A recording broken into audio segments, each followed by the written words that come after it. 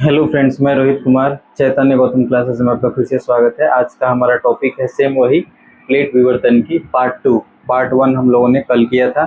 Part 2 में देखेंगे कि और क्या क्या चीज़ें इसमें हैं।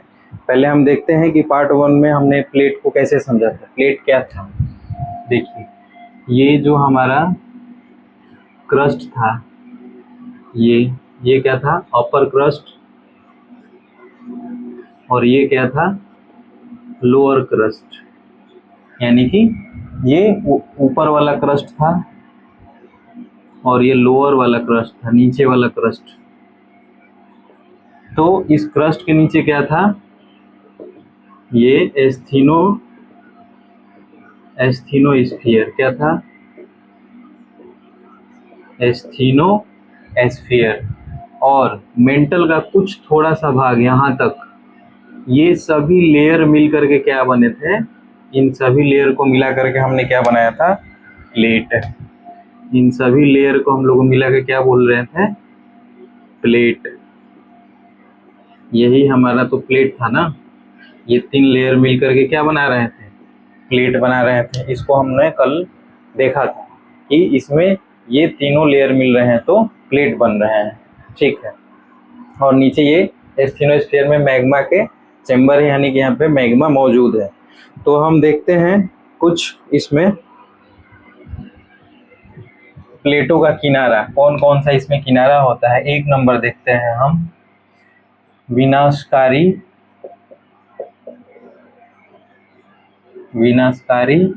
या इसको हम लोग बोलेंगे अभिसारी प्लेट किनारा। प्लेट किनारा, ठीक है। इसको हम लोग बोलेंगे विनाशकारी या अभिसारी, दोनों एक ही है। देखिए दोनों का नाम कभी कभी क्या है ना कि कभी विनाशकारी आ जाएगा, कभी अभिसारी आ जाएगा। तो हमें इस चीज़ को दोनों को पता रहना चाहिए कि विनाशकारी और अभिसारी जो है दोनों एक ही हैं, ठीक है। तो इसको अभिसारी यानी कि इसको बोलते हैं अंग्रेजी में कन्वर्जेंस प्लेट मार्जिन, ठीक है। 2 नंबर जो है आपका विनाशकारी के बाद रचनात्मक या अपसारी प्लेट किनारा। इसको हम लोग बोलते हैं डाइवर्जेंस प्लेट मार्जिन। तीसरा आता है हमारा संरक्षी प्लेट किनारा, ठीक है। इसको हम लोग बोलते हैं कंजर्वेटिव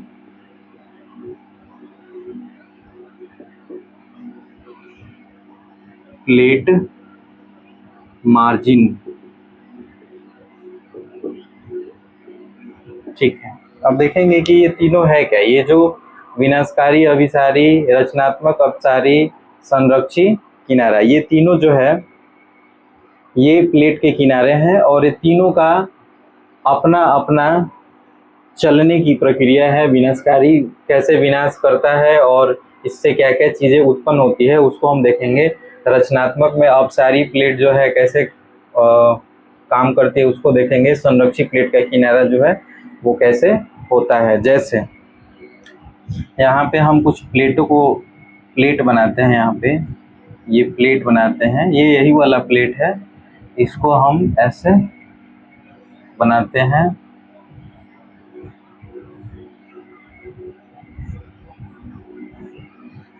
ठीक है। ये हो गया प्लेट 1, ये हो गया प्लेट 2, ये हो गया प्लेट 3 और ये हो गया प्लेट 4। तो ये सभी प्लेटें ऐसे ही आपस में भिड़ी हुई होती हैं और सभी प्लेटें आपस में ऐसे जुड़ी होती हैं और फिर ये गोल गोल आकार में रहती है। हमने इसको ऐसे बिछा करके देख रहे हैं हम लोग, ताकि हमें इसको स्टडी करने में आसानी होगी। देखिए यह किनारा जो है, मान लेते हैं कि यह किनारा इधर को जा रही है, ये किनारा इधर को जा रही है, यानी कि एक दूसरे से दूर जा रही है, यानी दूर जा रही है, यानी कि इसमें क्या हो रहा है, डाइवर्जेंस हो रहा है, यानी कि इस किनारे में क्या हो रहा है, यहाँ पे डाइवर्जेंस हो रहा है। क्या हो रहा है, डाइवर्जेंस हो रहा है। डाइवर्जेंस कहने का मतलब कि ये वाला किनारा हो गया आपका अपसारी किनारा। कैसा हो गया, यह अपसारी किनारा हो गया। ठीक है, उसी तरीके से जब ये प्लेट इधर को आ रही है तो ये प्लेट इधर को जब जाएगी तो ये दोनों में भिरंत होगा। यहाँ पे क्या होगा, दोनों प्लेटों में भिरंत होगा। तो ऐसे किनारा को हम लोग बोलते हैं कन्वर्जेंस। क्या बोलते हैं, कन्वर्जेंस किनारा, यानी कि ये हो गया अभिसारी किनारा। ठीक है, ये अभिसारी हो गया, ये डाइवर्जेंस हो गया। और जिन किनारों में ना ही भिरंत होती है ना एक दूसरे से दूर जाती है, वैसे किनारों को बोलते हैं संरक्षी किनारा। वैसे किनारों में सिर्फ घर्षण होता है। जैसे ये प्लेट एक नंबर इधर को आ रही है और ये प्लेट मान लेते हैं इधर को जा रही है या फिर इधर को आ रही है, तो इन दोनों प्लेटों में, प्लेट 1 में और प्लेट 2 में किसी तरीके का भिरंत नहीं होगा, ना ही दूर जाएंगे। इन दोनों में क्या होगा, सिर्फ यहाँ पे क्या होगा, घर्षण होगा। क्या होगा दोनों में, ये अगर इधर जाएगा, ये इधर को आएगा, तो इन दोनों में क्या होगा, ऐसे घर्षण होगा, ऐसे घर्षण होगा, सिर्फ घर्षण। यहाँ पे क्या होगा, इस किनारा का नाम है संरक्षी किनारा। ठीक है, इसमें सिर्फ क्या होगा, इसमें सिर्फ घर्षण होगा। ठीक है, तो हम समझ गए कि किस तरीके के प्लेट में जब प्लेटें दूर जाती हैं तो डाइवर्जेंट होता है, जब नज़दीक आती हैं तो उनमें भिरंत होता है, यानी कि कन्वर्जेंस होता है। और जिन प्लेटों में ना ही भिरंत होता है ना दूर जाती हैं तो उनमें सिर्फ घर्षण होता है, उनको संरक्षी किनारा कहते हैं। तो ये तीनों यहाँ पे हम देख लिए। इसका आप लोग एक बार स्क्रीनशॉट ले लीजिए। देखिए, हाँ, इसका भी लिख देते हैं अंग्रेजी विनाशकारी, डिस्ट्रक्टिव, डिस्ट्रक्टिव। ठीक है, ये रचनात्मक है तो कंस्ट्रक्टिव।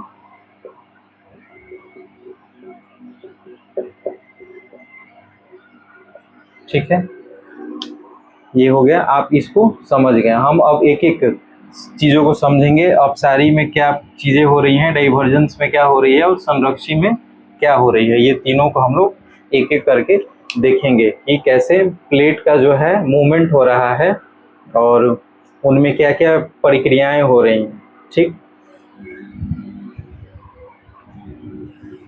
तो इसमें हम लोग देखेंगे पहला, यहाँ पे इसको हम मिटा देते हैं। ये जो है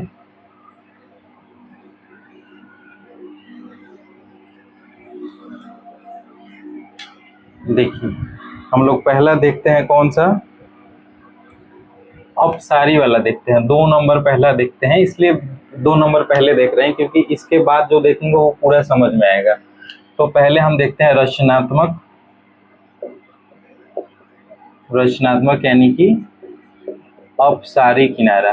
ठीक है, अपसारी किनारा में क्या है, ये जो है इसमें जो है क्या हो रहा है, डाइवर्जेंस हो रहा है। क्या हो रहा है, डाइवर्जेंस हो रहा है, यानी कि एक दूसरे से क्या हो रहे हैं, ये दूर जा रहे हैं। जैसे मान लेते हैं कि यह जो है हमारा एक प्लेट है, ये दूसरा प्लेट है ना, ये प्लेट 1 हो गया, ये प्लेट 2 हो गया। अब आपको पता है कि प्लेटों के नीचे क्या होता है, प्लेटों के नीचे ऐसे, ये प्लेटों के नीचे ऐसे मैग्मा होता है। क्या होता है, प्लेट के नीचे ये मैग्मा जमा होता है। ठीक है, इस जमे हुए मैग्मे वाले भाग को हम लोग क्या कहते हैं, इसको हम लोग कहते हैं एस्थीनोस्फीयर। इसको हम बार बार इसलिए लिख रहे हैं ताकि याद रहे।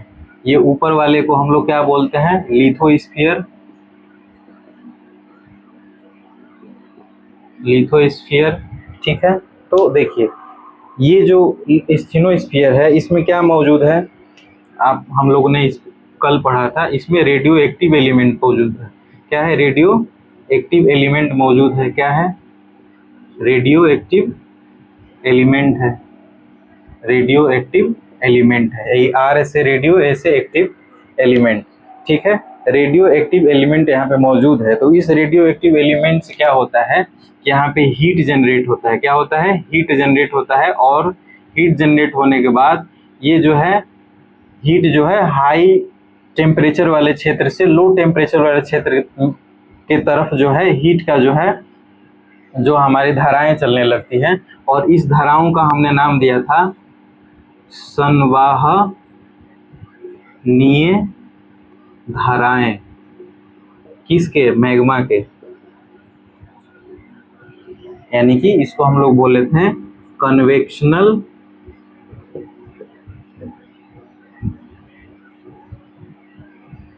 करंट। इसको हम लोग ने क्या नाम दिया था? लास्ट क्लास देखे हो तो आपको समझ में आया होगा कि जब हाई टेम्परेचर वाले क्षेत्र से टेम्परेचर जब लो टेम्परेचर वाले क्षेत्र की तरफ आते हैं तो उनमें क्या होता है, मैग्मा की संवाहनीय धाराएं चलने लगती हैं, जिसको कन्वेक्शनल करंट कहते हैं। यह करंट क्या करता है कि इस मैग्मा में ये सभी ऐसे चलेंगे, ऐसे ऐसे ये चलेंगे। तो ये क्या करेंगे कि इसमें बहुत ज़्यादा इस मैग्मा चेम्बर में क्या करेंगे, ये मैग्मा का चेम्बर है स्टेनोस्फीयर, इसमें क्या करेंगे कि बहुत ज़्यादा हीट प्रोड्यूस करेंगे। क्या करेंगे? हीट प्रोड्यूस करेगा, यानी कि हीट बहुत ज़्यादा बनेगा, जिसके बनने के कारण क्या होगा कि जो यहाँ की जितनी भी मैग्मा हैं जब वो काफ़ी ज़्यादा हीटेड हो जाएंगे, उनमें ताप बढ़ जाएगा, तो उनके अंदर प्रेशर भी काफ़ी ज़्यादा बढ़ जाएगा, जिसके कारण ये क्या होगा, यह जहाँ पे प्लेटें हमारी, जहाँ पे एक और चीज़ हम यहाँ पे देखे थे कि ये जो लास्ट क्लास में हम पढ़े थे कि ऐसे हमारी प्लेटें हैं और सेम इसी प्रक्रिया से जब यहाँ पे मैग्मा गर्म हो रही है तो ये हमारे प्लेट को ना ऊपर की तरफ ऐसे दाब के चलते धक्का दे रहे हैं ऊपर की तरफ, तो ये क्या होगा, बेंड होगा, ऐसे ये बेंड होगा। तो उसी तरीके से यहाँ पे बेंड होकर के मान लेते हैं टूट गया है, ठीक है। टूट गया है तो गैप बनेगा। और इसके ऊपर क्या है, प्लेट के ऊपर क्या है, प्लेट के ऊपर ऐसे ये महाद्वीप हो गए और क्या हो गए, यहाँ पे ये सागर हो गए, ठीक है। तो हम इस महाद्वीप को हटा देते हैं, पूरा हम सागरीय प्लेट को पहले समझते हैं। ये पूरा सागर पानी भरा हुआ है, ये क्या है, ये क्या है, सागर है, पानी भरा हुआ है। तो क्या होता है कि जब यहाँ पे करंट चल रही होती है संवाहनीय यानी कन्वेक्शनल करंट चलने के कारण यहाँ टेम्परेचर काफ़ी बढ़ेगा, तो इनमें प्रेशर भी काफ़ी ज़्यादा बनेगी, जिसके कारण क्या होगा कि ये मैग्मा अब जहाँ पे जिस प्लेट के दो प्लेटों के बीच में जहाँ पे गैप होगा वहाँ पे ये क्या होगी, ये बाहर निकलना चाहेगी। ये जो मैग्मा है यह ऐसे बाहर निकलना चाहेगी ऊपर की तरफ, लेकिन चूंकि यहाँ पे ठंडी जलधाराएं यहाँ पे है, जिसके कारण क्या होगा कि इस निकल रही मैग्मा को ये ठंडा कर देगी। और ठंडा करने के बाद क्या होगा कि इन प्लेटों के किनारे किनारे क्या होगा, ये चिपकने लगेगा ऐसे। ये जो मैग्मा अंदर से आ रहा है ये प्लेटों के किनारों पे क्या होगा, ऐसे ये चिपकने लगेगा। और जिस तरीके से ये सभी प्लेटें कठोर प्लेटें हैं, ये कठोर प्लेटें हैं, तो ये जो मैग्मा ठंडा होगा ये भी कठोर बन जाएगा। इनके साथ पानी के ठंडक से ये जो गर्म मैग्मा ऊपर आएगा वो मैग्मा क्या होगा, ठंडा होकर के यहाँ पे इन प्लेटों के किनारों पे चिपक जाएगा। जब यहाँ चिपक जाएगा तो क्या होगा कि यहाँ पे पतली दरारें रह जाएंगी। दरारें क्यों रहेंगी, क्योंकि यहाँ पे जो चिपक रहे हैं, यहाँ पे देख रहे हैं आप लोग, ये जो चिपक रहा है ये क्यों चिपक रहा है, क्योंकि यहाँ पे जगह ज़्यादा था।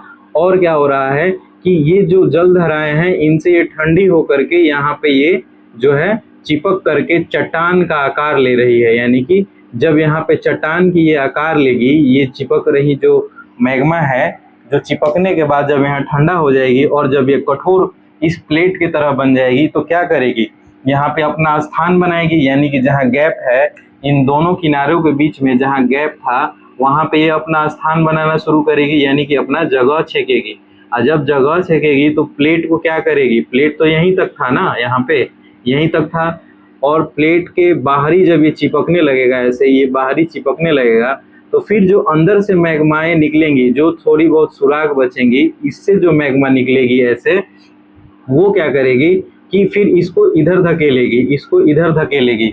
तो धकेलने से क्या होगा, पहले से तो यहाँ जो खाली जगह था वहाँ पे चिपक के हमारे चट्टान बन गए, मैग्मा सूख करके यहाँ पे चट्टान बन गए। और जो थोड़ी बहुत यहाँ पे जो जगह बचेगी वो क्यों बचेगी जगह, वो इसलिए बचेगी क्योंकि यहाँ पे गर्म मैग्मा है और बराबर मैग्मा यहाँ से निकलना चाहेगी ऊपर, और निकलने के दरमियान क्या होगा कि यहाँ हीट के वजह से यहाँ जो पतली छिद्र जो है वो रह जाएगी, वो जमेगी नहीं, ठंडी नहीं होगी, क्योंकि इधर का टेम्परेचर बाहर के टेम्परेचर से ज़्यादा है तो इसको जमने नहीं देगी, यहाँ छिद्र रहेगा ही रहेगा, क्योंकि इधर हाई टेम्परेचर है इधर लो टेम्परेचर है, तो ये थोड़ी सी छिद्र रह जाएगी। इससे क्या होगा कि मैग्मा बाहर निकलना शुरू करेगा। और क्या होगा कि जब यहाँ पे ये कठोर जो चट्टानें बनी हैं वो क्या करेंगी कि अपनी जगह फैलाएंगी, जब ये जगह फैलेंगी तो ये इस प्लेट को ये इधर धकेलेगी और इस प्लेट को ये इधर धकेलेगी। ठीक है, यही कंसेप्ट है। कहने का मतलब कि यहाँ पे जब ये चट्टानें जमना चालू होंगी, मैग्मा सूख करके जब चट्टानें बनेंगी तो क्या होगा, ये जगह छेकेंगी तो ये प्लेट इधर को भागेगा और ये प्लेट इधर को भागेगा। यानी कि आप देख रहे हैं इन दोनों प्लेटों में क्या हो रहा है, यहाँ पे डाइवर्जेंस हो रहा है, डाइवर्ट हो रहा है, एक दूसरे से दूर भाग रहा है।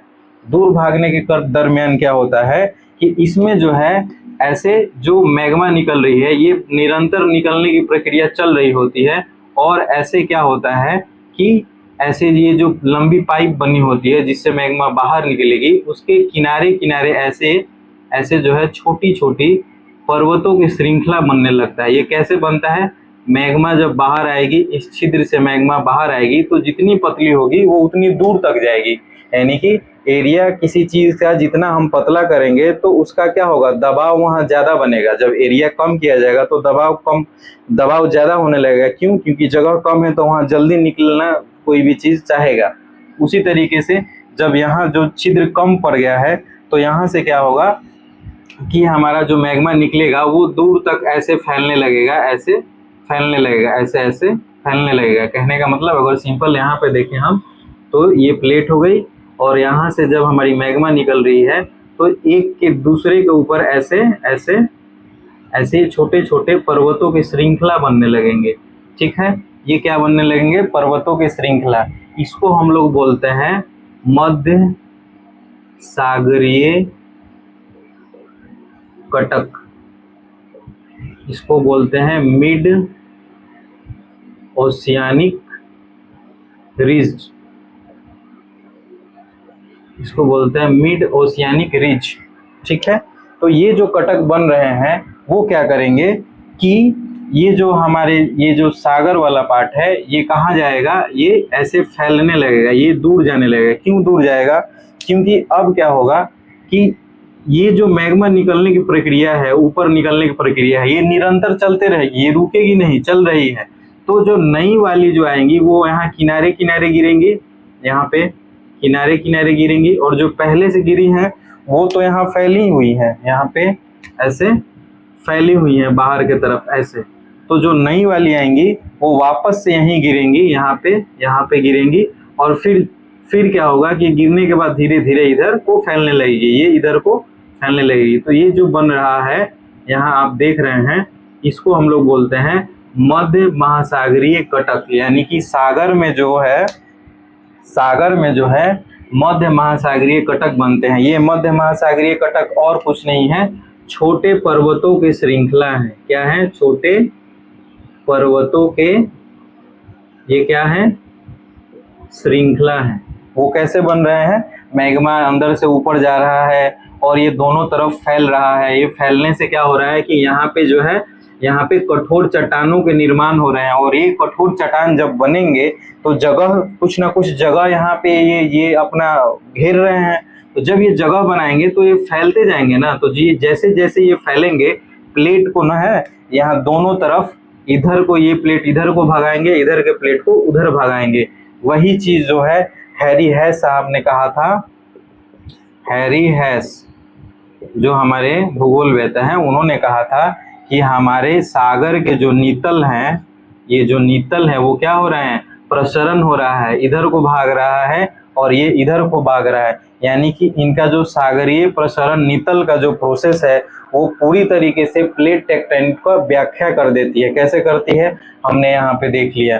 क्यों, क्योंकि जब जब ये हमारी ये मैग्मा जब बाहर निकलेंगी और जब मध्य सागरीय कटक बनेंगी तो यहाँ पे कुछ ना कुछ दोनों तरफ जगह छेकेंगे, और वो जगह जब छेकेंगी तो क्या करेंगे कि प्लेट को अपने से दूर भगाएंगे ऐसे। तो यानी कि इधर की प्लेटें इधर भागेगी, इधर की प्लेटें इधर भागेगी।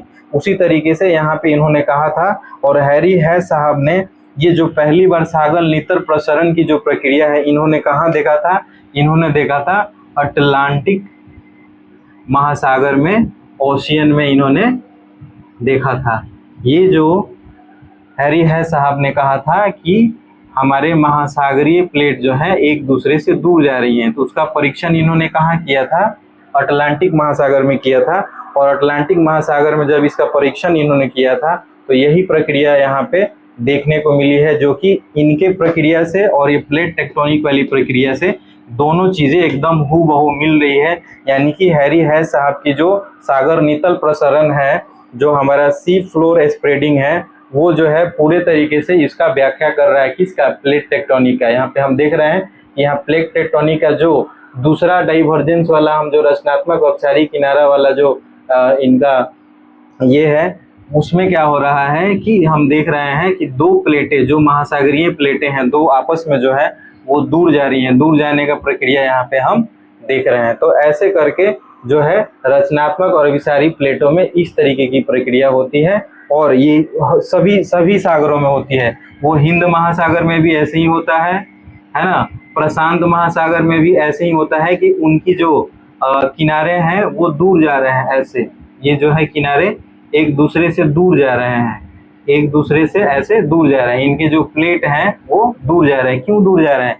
क्योंकि इनमें क्या हो रहा है? सागरीय नितल प्रोसेस हो रहा है, यानी कि ओशियानिक फ्लोर स्प्रेडिंग वाली कहानी यहाँ पे चल रही है। और इसके जब हम अंदर जाके देखते हैं तो बिल्कुल यही बातें आती हैं कि यहाँ पे जो है यहाँ महासागरीय कटक बन रहे हैं, जिसके कारण ये जो है एक दूसरे से दूर भाग रहे हैं।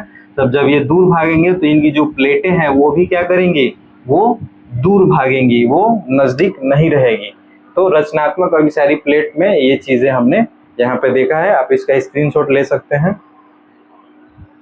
ठीक है, अब हम देखते हैं दूसरा, यानी कि पहला देखते हैं कि उसमें क्या प्रक्रियाएं हो रही हैं।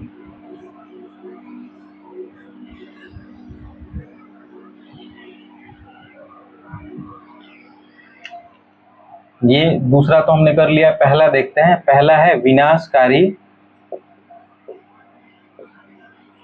या उसको कहिए आप अभिसारी।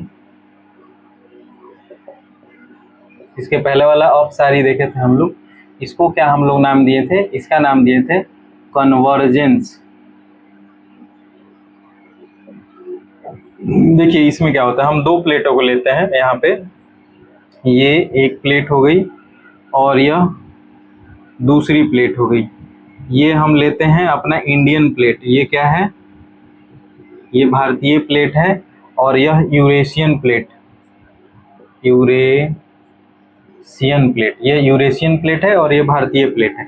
देखिए यूरेशियन प्लेट पे जो है, यूरेशियन प्लेट पे ऐसे हमारे वो क्या है, हमारे हिमालय जो है, हिमालय वह किस पे स्थित है? यूरेशियन प्लेट पे है।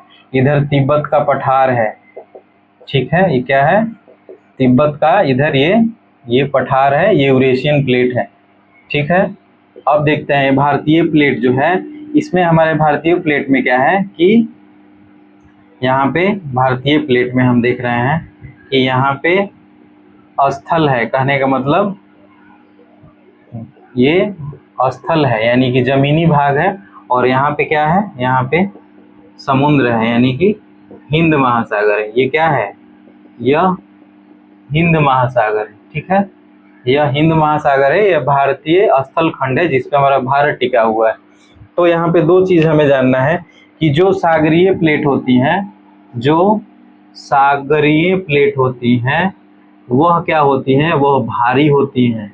और जो महाद्वीपीय प्लेट होती हैं, महाद्वीपीय जो प्लेट होती हैं वो हल्की होती हैं। क्या होती है? हल्की होती हैं,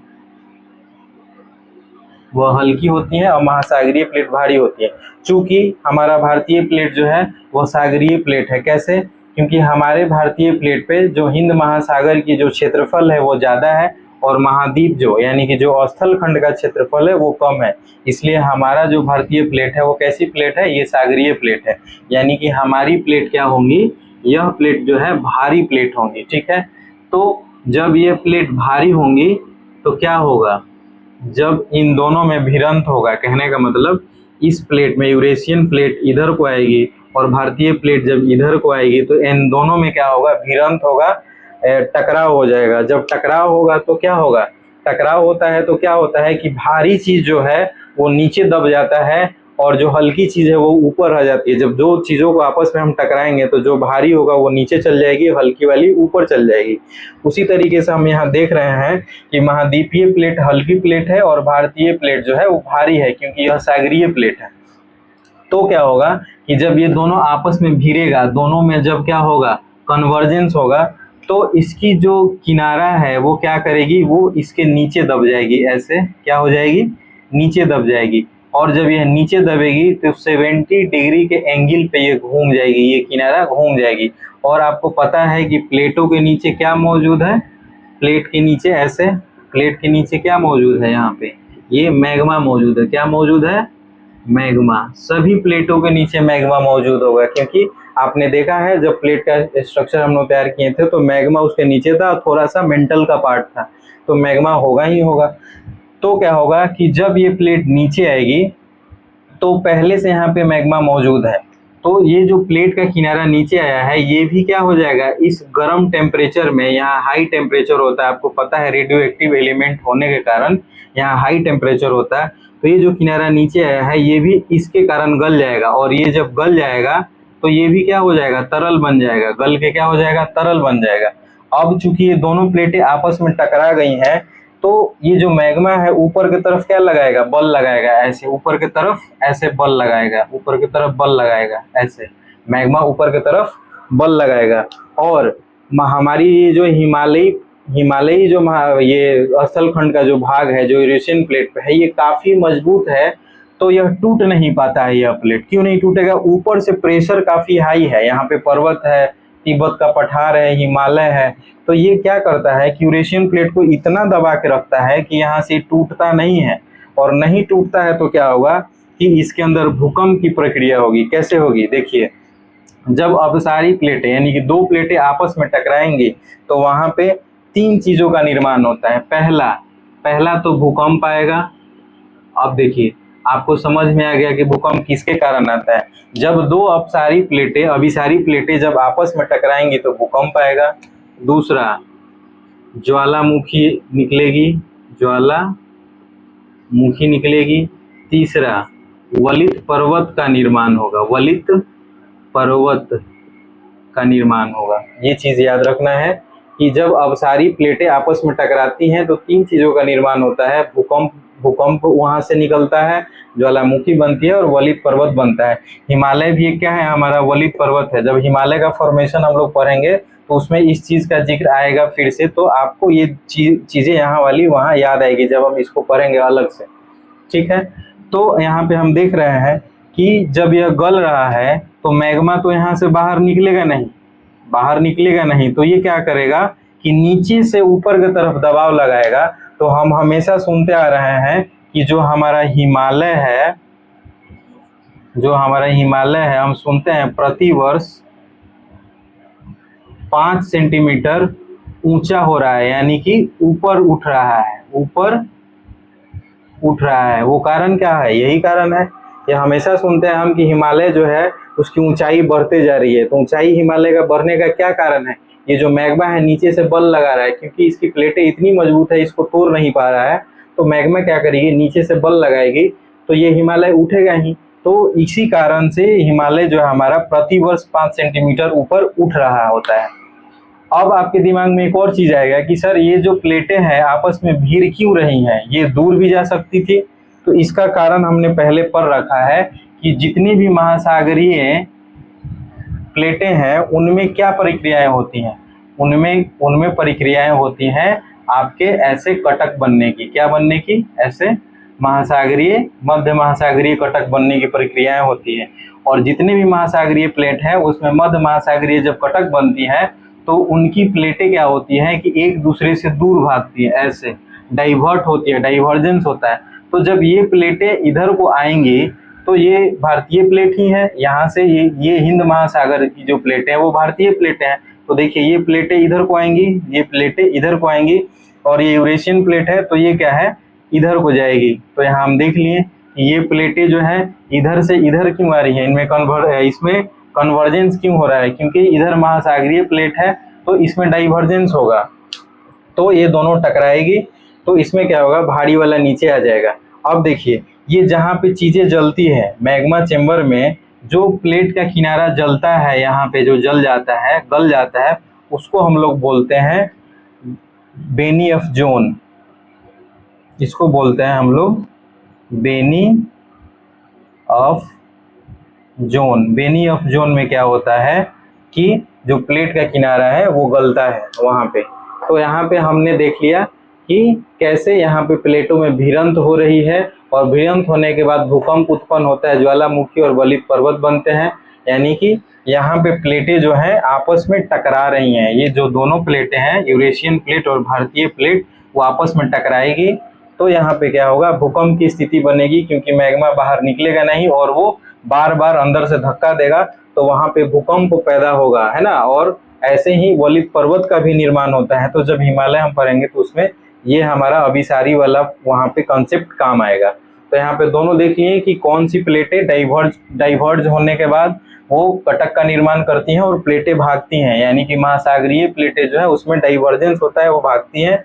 और जो प्लेटें यहाँ पे देख रहे हैं, ये जो भारतीय प्लेटें और यूरेशियन प्लेटें, ये आपस में टकरा रही हैं। टकराने के पीछे रीजन क्या है, भारत पे जो है सागर है, और सागर में आप डाइवर्जेंस वाली यहाँ प्रक्रिया होगी, तो ये दोनों प्लेटें इधर को उधर को भागेंगी। तो ये प्लेटें जब इधर आएंगी तो ये पूरा का पूरा एक साथ है, तो ये आकर के आपस से यूरेशियन में टकराएंगी, तो यहाँ पे कन्वर्जेंस होगा, और नीचे आकर के ये चीजें यहाँ पे गलेगी, तो इसको हम लोग बोलेंगे बेनी ऑफ जोन। जहाँ पे ये गलेगा 70 डिग्री के एंगल पे ये जो है प्लेट के किनारा मुड़ जाएगी, और यहाँ पे भूकंप की प्रक्रिया होगी। हर एक वर्ष जो है हमारा हिमालय 5 सेंटीमीटर ऊपर ऊंचा उठ रहा है। कारण क्या है, नीचे से मैग्मा के प्रेशर के कारण यहाँ पे अभिसारी कन्वर्जेंस में भूकंप, ज्वालामुखी और वलित पर्वत इससे निर्माण होते हैं।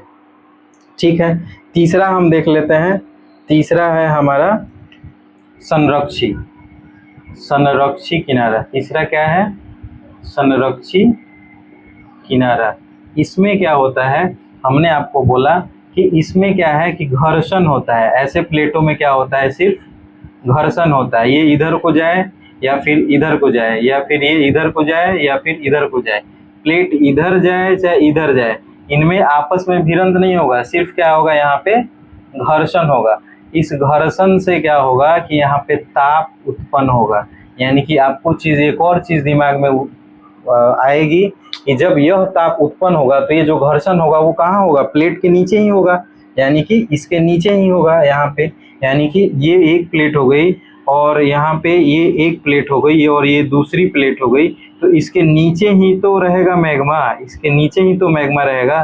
तो इसके घर्षण से भी इस मैग्मा में हाई टेम्परेचर और हाई प्रेशर का सिचुएशन बनेगा, इस घर्षण के कारण, है ना। तो ये चीज याद रखना है कि संरक्षी किनारा में सिर्फ घर्षण होता है, उस घर्षण से ताप उत्पन्न होता है। वह ताप क्या करता है, इस मैग्मा चेम्बर में जो है काफी ज्यादा हीट प्रोड्यूस करता है और प्रेशर प्रोड्यूस करता है। हाँ, एक और बात यहाँ पे ध्यान देंगे कि अगर यह मैग्मा यहाँ से नहीं निकलेगा तो कहाँ जाएगा, तो पृथ्वी को भी, यानी कि नेचर भी अपने आप में संतुलन बनाए रखने की प्रक्रिया रहती है। यानी कि वह प्रक्रिया खुद पे खुद पृथ्वी अपना जानती है, यानी कि पृथ्वी अपने आप में खुद जो है इस चीज को संतुलित कर लेती है। क्या करती है, अब देखिए जब यह मैग्मा यहाँ से नहीं निकलेगी तो ये मैग्मा चेम्बर अंदर में ऐसे घूम रहे होते हैं, तो यह मैग्मा घूमते घूमते घूमते घूमते क्या होगी कि यहाँ एक बार में यहाँ पहुंच जाएगी, कुछ दिन बाद यहाँ पहुंचेगी, और फिर यहाँ से ये मैग्मा निकलना शुरू हो जाएगी, वही कटक बनने लगेगा, और फिर किनारे एक दूसरे से दूर भागने लगेंगे। यानी कि ये प्लेट इधर भागेगी, ये इधर भागेगी। यानी कि ये सारी प्रक्रियाएं जो है हमारे पृथ्वी के अंदर ही तो हो रहा है, यानी मैग्मा चेम्बर हमारे पृथ्वी के अंदर ही तो है। तो जहाँ पे नहीं निकलेगी वो फिर मैग्मा की चेम्बर संवहनीय धाराएं चलेंगी, हाई टू लो, और चलते चलते फिर कभी ऐसा होगा कि इस किनारे पे पहुंच जाएगी और यहाँ से मैग्मा बाहर आ जाएगी। ठीक है। और मैग्मा ये बाहर आएगी तो इसको हम लोग लावा बोलते हैं, यानी ये ठंडा होकर के छोटे छोटे पर्वत का निर्माण करेंगे जिसको मध्य सागरीय कटक कहते हैं। तो ये हमारा मोटा मोटी जो मेन बातें हैं प्लेट टेक्टोनिक का वो पता चल गया कि प्लेटें कैसे मूव करती हैं, आपको पता चल गया। मूव करने का 3 प्रक्रिया है, तीनों प्रक्रिया का हमने चर्चा किया। तीनों प्रक्रियाएं में क्या क्या चीज़ें बनती हैं वो देख लिया हमने कि अभिसारी में ये 3 चीज़ें बनती हैं और अपसारी में यहाँ पे मध्य सागरीय कटक बनते हैं जिसको हम लोग आइलैंड वगैरह कहते हैं। जैसे कि बड़े बड़े समुद्र में जो है कहीं कहीं टापू बने होते हैं, वो टापू कैसे बने हैं, ये इस हमारे अपसारी के कारण, यानी कि रचनात्मक किनारा वाला जो यहाँ पे क्रिया हुआ है उसके कारण वो सारे चीज बने हैं। अब हम एक मोटा मोटी फिगर बनाते हैं वर्ल्ड मैप का, वहाँ हम लोग देखेंगे कहाँ पे कौन सी किनारे और प्लेटें आपस में भिड़ंत कर रही हैं, कौन सा दूर जा रही हैं। ठीक है,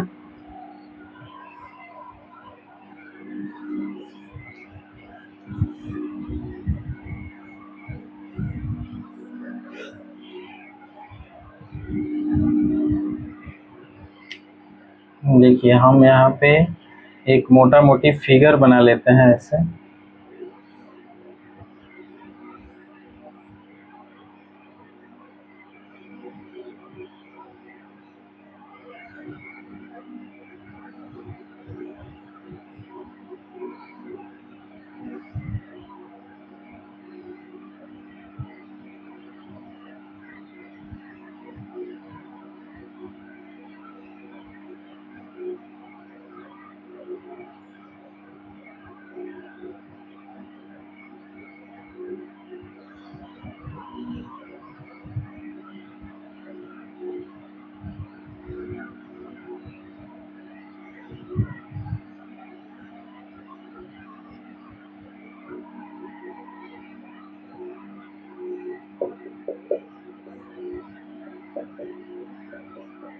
ऐसे फिगर दिमाग में रखना है हमेशा कि कहाँ पे कौन सी चीज़ें हैं।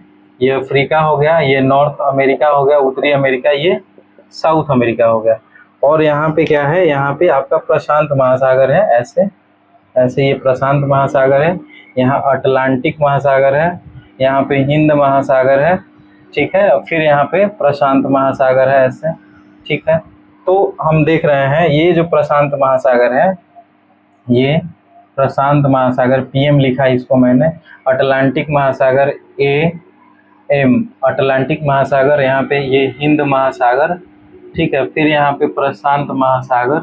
तो देखिए जितनी भी सागरीय प्लेटें हैं उनमें क्या हो रही हैं, उनमें डाइवर्जेंस हो रही हैं। ठीक है, यानी कि उसमें कटक बन रहे हैं। यहाँ पे देखिए ये क्या हो रही है, ये कटक बन रहे हैं।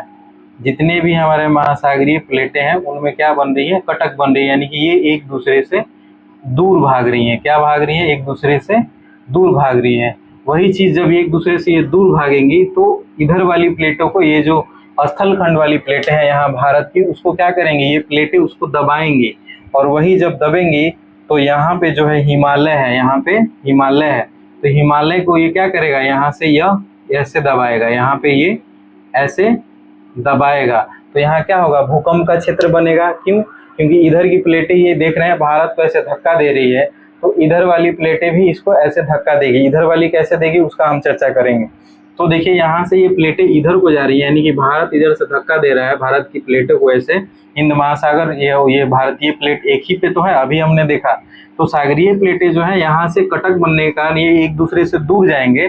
तो जब ये एक दूसरे से दूर जाएंगे तो ये भारतीय प्लेटों को इधर से दबाएगी, और इधर से दबाएगी तो यहाँ पे क्या है, हिमालय वाला पार्ट है यहाँ ऊपर में, यहाँ रसिया वाला जो इलाका है ये वाला, यहाँ पे भारत के जो है हमारा क्या है, हिमालय है। और इसको क्या करेगा कि यह दबाएगा तो यहाँ पे क्या होगा, हिमालयी क्षेत्र में क्या होगा, यहाँ पे भूकंप के कारण बनेंगे। और यहाँ पे ना हिमालय में क्या होगा कि इसकी ऊंचाई यहाँ से बढ़ेगी, क्योंकि मैग्मा यहाँ से नीचे से दम लगा रहा है, दाब लगा रहा है। ठीक है, उसी तरीके से यहाँ अटलांटिक महासागर में भी ऐसे ही कटक बनेगा, ऐसे ये कटक बनेंगे दोनों तरफ, ऐसे कटक बनेंगे। तो ये क्या होगा, ये इधर को भागेगा, ये इधर को भागेगा, ऐसे इधर को भागेगा। तो ये क्या होगा, इधर के किनारों को ये क्या करेगा, ये दबाएगा। तो ये इधर के किनारे ऐसे दबाएंगे और ये इधर को धकेल रहा है, तो ये यहाँ पे ऐसे दबाएगा, तो यहाँ क्या होगा, यहाँ पे भूकंप की सिचुएशन बनेगी।